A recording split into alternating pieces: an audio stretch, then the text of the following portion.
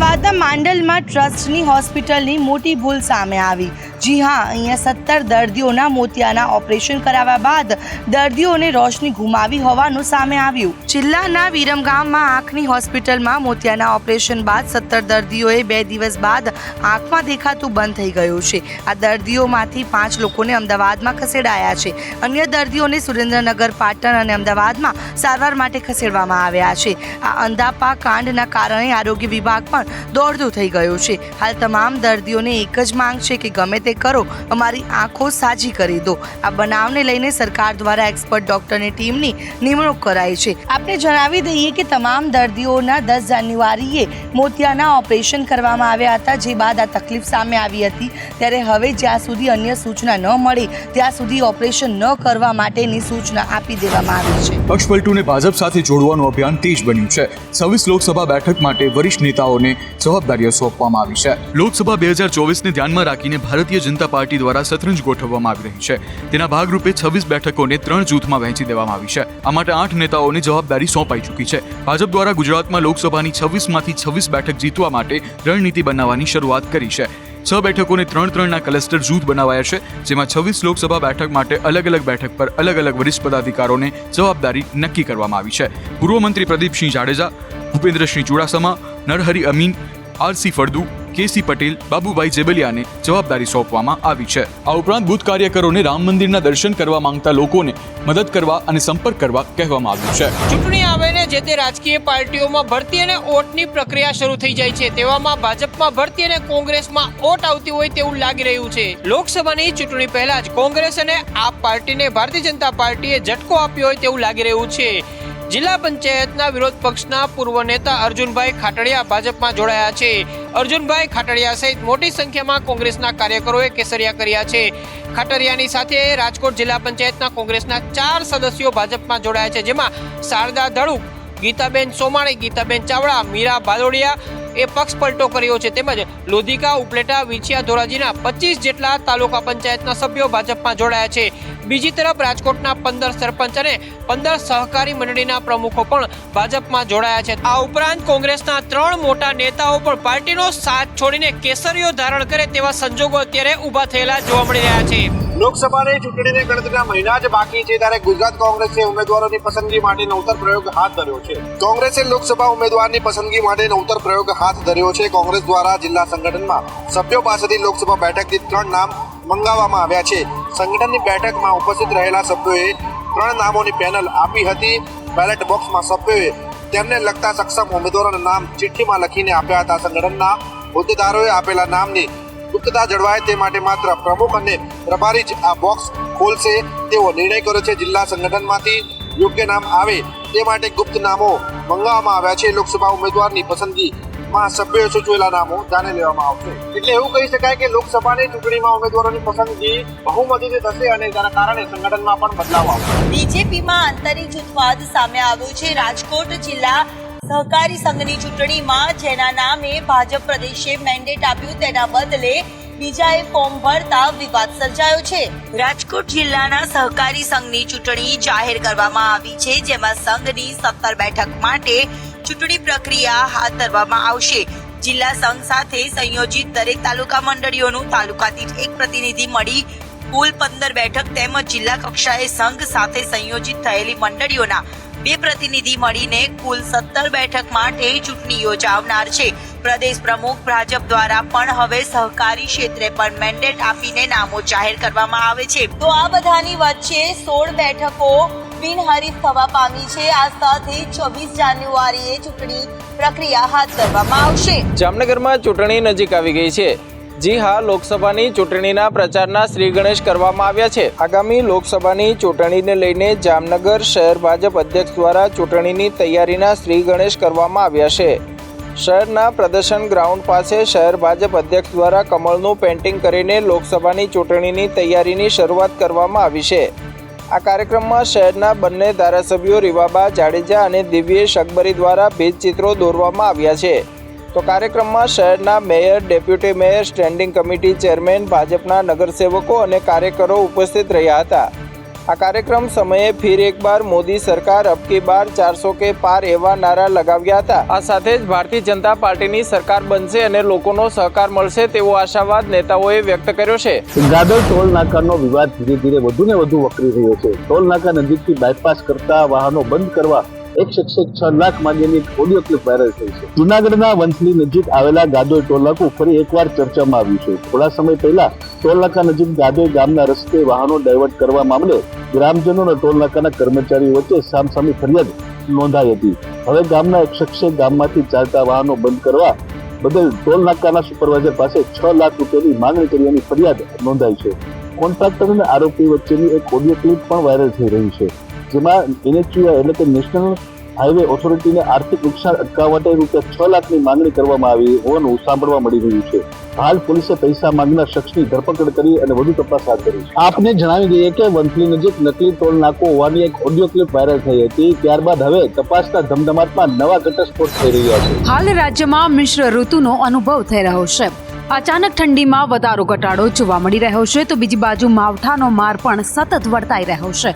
તેવામાં સીધી જ અસર લોકોના સ્વાસ્થ્ય પર પડી રહી છે। રાજ્યમાં ઠંડી વધતા જ રોગચાળો પણ વકર્યો છે। અમદાવાદની વાત કરીએ તો શહેરમાં ચાલુ માસમાં પાણી અને મચ્છરજન્ય કેસમાં ઉછાળો આવ્યો છે। રાજકોટમાં પણ સિઝનલ ફ્લૂનું પ્રમાણ હાલ વધુ જોવા મળી રહ્યું છે। મનપા દ્વારા જાહેર કરવામાં આવેલા સાપ્તાહિક આંકડાઓમાં શરદી ઉધરસમાં 1356 સહિત વિવિધ રોગના 1754 કેસ નોંધાયા છે। તો જે રીતે બીમારીઓએ માચા મૂકી છે તેને લઈ આરોગ્ય વિભાગ પણ સતર્ક બન્યું છે અને દર્દીઓને A, B અને C કેટેગરીમાં ડિવાઈડ કરવા સૂચના આપી છે। હાલ સિવિલ હોસ્પિટલની સાથે જ ખાનગી ક્લિનિકની બહાર પણ દર્દીઓની લાંબી કતારો જોવા મળી રહી છે। ત્યારે સૌ કોઈને પોતાના સ્વાસ્થ્યને લઈને સજાગ થવું જરૂરી છે। દેશભરમાં ફરી સ્ટાર્ટઅપ રેન્કિંગમાં ગુજરાતે ડંકો વગાડ્યો છે। માન્યતા પ્રાપ્ત સ્ટાર્ટઅપ સાથે ગુજરાત પ્રથમ નંબરે રહ્યું। 16 જાન્યુઆરી 2016ના શરૂ કરાવેલી નવતર પહેલ સ્ટાર્ટઅપ ઇન્ડિયા અન્વયે ગુજરાતે સતત ચોથી વાર સ્ટાર્ટઅપ રેન્કિંગમાં બેસ્ટ પરફોર્મર સ્ટેટનું ગૌરવ મેળવ્યું છે। મુખ્યમંત્રી ભૂપેન્દ્ર પટેલે આ ગૌરવ સિદ્ધિ પ્રાપ્ત કરવા માટે રાજ્ય સરકારના ઉદ્યોગ વિભાગ અને સ્ટાર્ટઅપ ઇકોસિસ્ટમ સાથે સંકળાયેલા ઉદ્યોગ સાહસિકોને અભિનંદન પાઠવ્યા છે।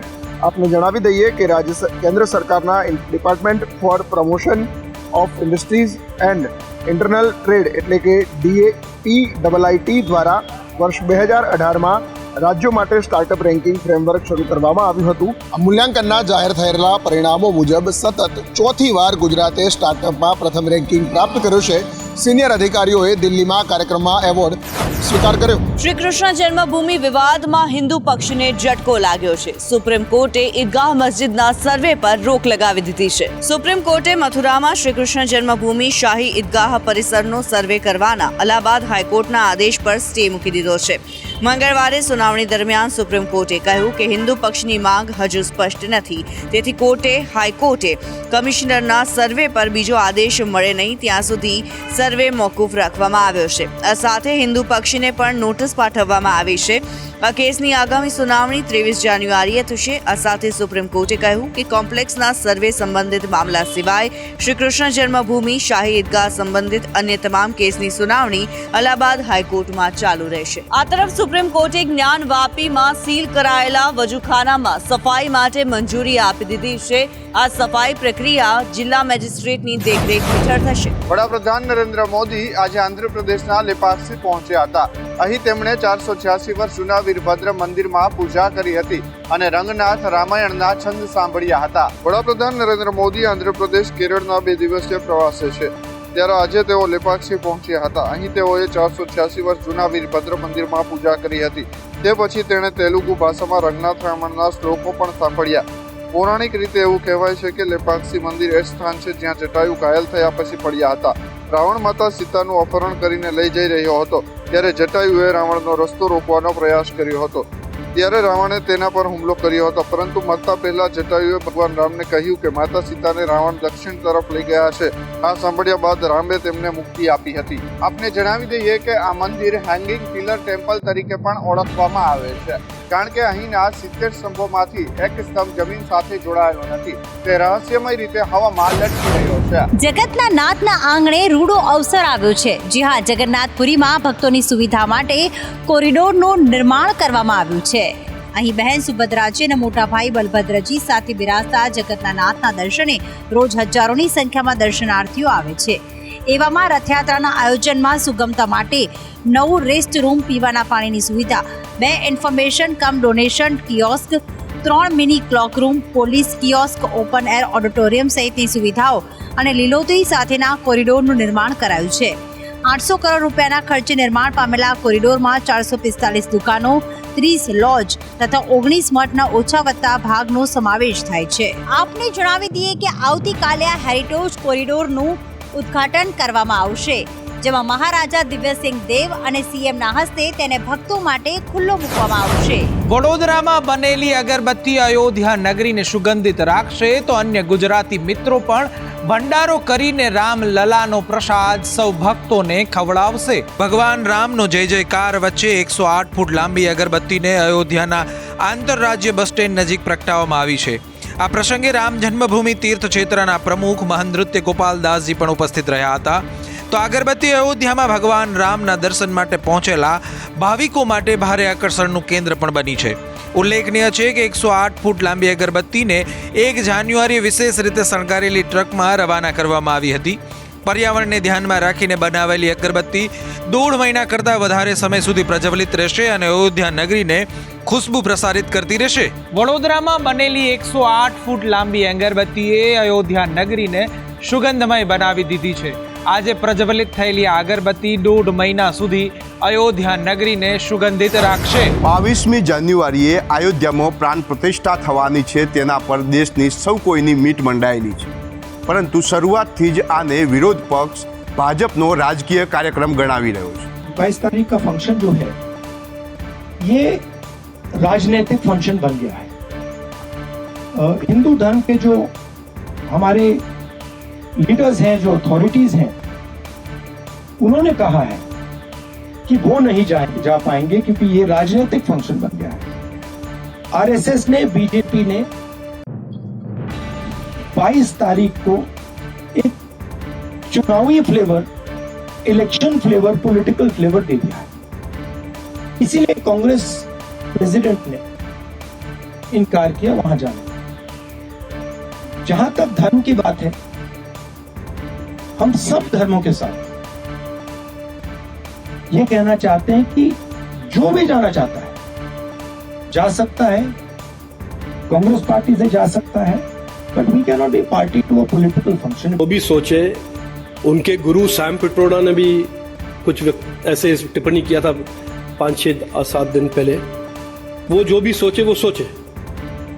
हर भारतवासी के लिए, दक्षिण में या हो उत्तर में, पश्चिम, पूरब, हर भारतवासी के लिए राम मंदिर एक आस्था का इशू है. તો અયોધ્યામાં રામ મંદિર પ્રાણ પ્રતિષ્ઠા મહોત્સવનો અસ્વીકાર કરનાર કોંગ્રેસ ભગવાન રામના શરણે પહોંચી અને અહીં સરયુમાં ડૂબકી લગાવી તેણે શાબ્દિક પ્રહાર પણ કર્યા. ઉત્તર પ્રદેશના કોંગ્રેસના નેતાઓએ મકર સંક્રાંતિના અવસરે અયોધ્યામાં રામલલ્લાના દ્વારે પહોંચ્યા હતા. અહીં કોંગ્રેસ નેતાઓએ સરયુ નદીમાં સ્નાન કર્યું અને ભગવાનને આસ્થાના પ્રતીક ગણાવ્યા. ઉત્તર પ્રદેશ કોંગ્રેસ અધ્યક્ષ અજય રાયે પાર્ટી નેતાઓ અવિનાશ પાંડે, દીપેન્દ્ર હુડ્ડા, અખિલેશ પ્રતાપસિંહ સહિતના નેતાઓએ અયોધ્યામાં સરયુ નદીમાં પવિત્ર ડૂબકી લગાવી. અહીં કોંગ્રેસ નેતા દીપેન્દ્રસિંહ હુડ્ડાએ કહ્યું કે ભગવાન રામ અમારી આસ્થાના પ્રતીક છે. અમારું માનવું છે કે રામ સૌના છે. ભગવાન રામ દરેક વ્યક્તિમાં છે. આ પહેલીવાર નથી જ્યારે હું અયોધ્યા આવ્યો છું. હું 1 વર્ષ પહેલા રામલલ્લાની પૂજા કરવા માટે અહીં આવ્યો હતો. આ કોંગ્રેસનું બેવડું ચરિત્ર જોવા મળ્યું. એક તરફ તેણે આમંત્રણનો અસ્વીકાર કર્યો તો બીજી તરફ તેમણે રામ મંદિર માટે એક પ્રતિનિધિ મંડળ મોકલ્યું.